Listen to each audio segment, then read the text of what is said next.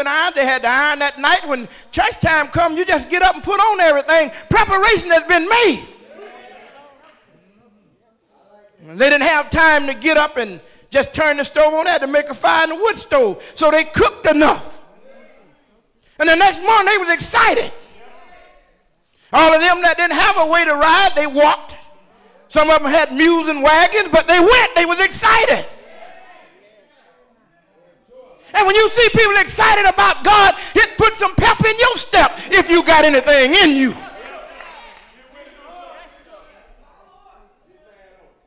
Fervent. It said, serve the Lord with gladness. How many glad folks we got? You know why the preacher have to preach so hard? You don't have enough glad folks. Sometimes when it's time for the message, that means sleepy time. That means nail picking time. Or that means something else. But listen, if you're fervent, if you're excited. How many of you remember when you got saved? You was excited. How many of you remember? I mean, you wanted everybody to know. You were running around telling everybody. Some people saying, I wish they'd sit down and shut up. You know why? You was fervent in spirit. Fervent means boiling over. I mean, it was boiling over everywhere.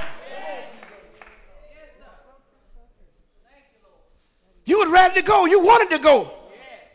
And if you couldn't go, you asked everybody, what was the message about today? What did they preach about today? They said, you missed it today. Oh, I missed it. Fervent in spirit. Let me tell you something. When the fire go out, you're going to quit serving God. And you know how you keep the fire from going out? You got to keep throwing wood on the fire. You got to keep stirring in the ashes.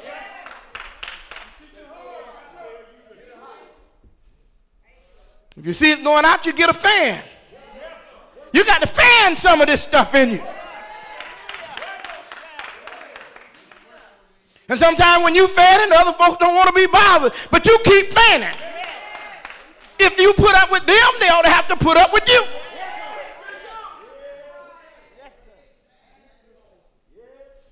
Yeah. Fervent in spirit. One of the writers said, serve the Lord with gladness.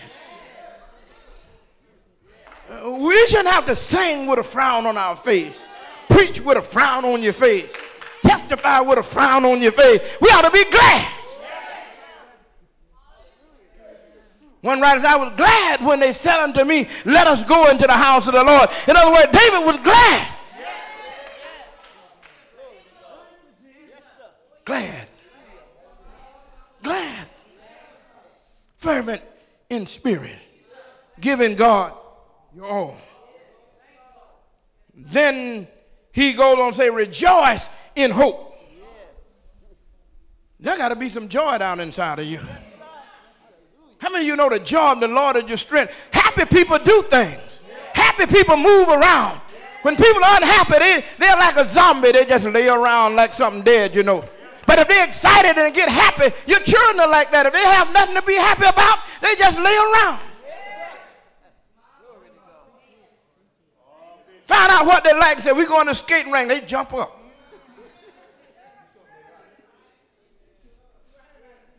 Sick folk get well when they got joy.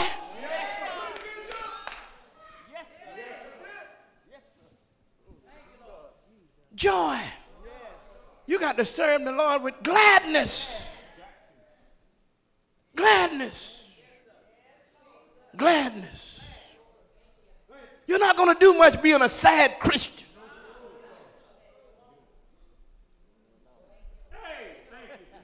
Rejoicing in hope. We got hope. We are not lost.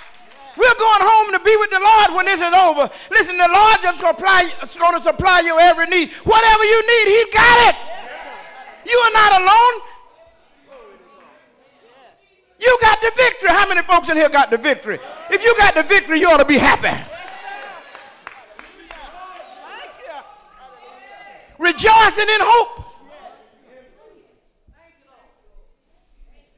Rejoicing had to do with being happy, being excited, being fervent. He said, patient in tribulation. Sure, we're going to have trouble. Sure, things are going to come up against you. Sure, things are not going to materialize overnight. But let me tell you something. You know to have patience in tribulation. Tell somebody that trouble not going to last always. Now, if you don't believe that, you're not going to be patient. How many of you know the Lord will bring you out?